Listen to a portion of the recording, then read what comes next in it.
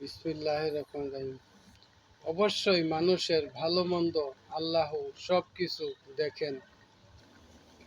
আমি ভোরবেলা দাঁড়িয়ে জানতে চেয়েছি শেখ হাসিনার কথা প্রকৃতির কাছে।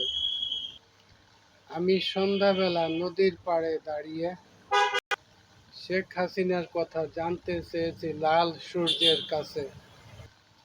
আমি রাত 12টার সময় অন্ধকারে দাঁড়িয়ে শেখ হাসিনার কথা জানতে চেয়েছি চাঁদের কাছে।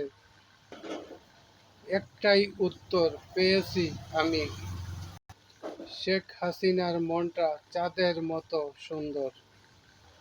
আবার আমি সবুজ ঘাসের উপর দাঁড়িয়ে, সবুজ গাছের নিচে দাঁড়িয়ে শেখ হাসিনার কথা জানতে চাচ্ছি।